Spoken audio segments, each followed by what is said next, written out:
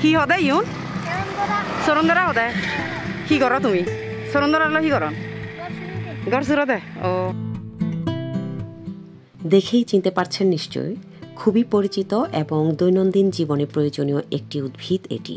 আমরা চাকমা ভাষায় এই উদ্ভিদকে বলি মিউদুগো, আর যখন কেটে ফুল ঝাড়ু বানানো হয় তখন বলি সরন্দরা। এটা আমার বাসার ঝাড়ু। কর্মরত অবস্থায় ঝাড়ুর লুক দেখাতে এই ছবি অ্যাড করলাম। ঝাড়ু ঘাসগুলোকে ভিডিও করার সময় এরা তিনজন রাস্তা দিয়ে হেঁটে যাচ্ছিল, বলল পড়তে যাচ্ছে। আমাকে জিজ্ঞেস করলো কি করছি, বললাম এই ঝাড়ু ঘাসগুলোকে ভিডিও করছি।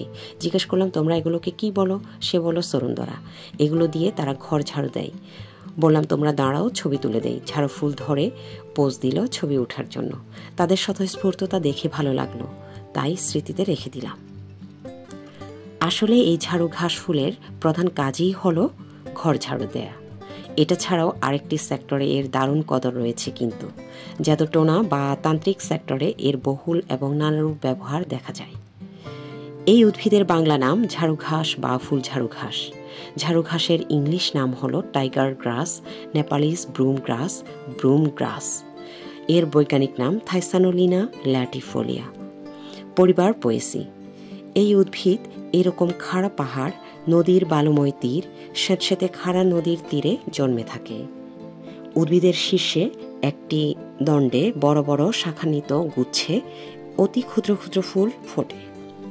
প্রাথমিক অবস্থায় সবুজ থাকে, পরিপক্ক হলে বাদামি হয়ে যায়।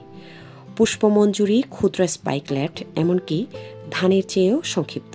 এদের বংশবিস্তার হয় বীজ ও রাইজোমের মাধ্যমে। এই উদ্ভিদ প্রধানত কোন কাজে ব্যবহৃত হয় তা তো আমরা সবাই জানি, উপরে আলোচনাও করেছি।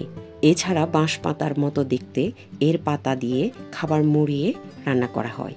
মাটির ক্ষয় রোধ করতে এই উদ্ভিদ লাগানো হয়। গৃহপালিত পশুর খাদ্য হিসেবে ব্যবহৃত হয়, কখনো কখনো অর্নামেন্টাল প্লান্ট হিসেবেও লাগানো হয়। এটি বুনোভাবে জন্মানো একটি উদ্ভিদ, তবে অনেক চাষি একে চাষ করে থাকেন এবং এই চাষ থেকে তারা প্রচুর পরিমাণে অর্থ উপার্জন করেন বলে জানা যায়।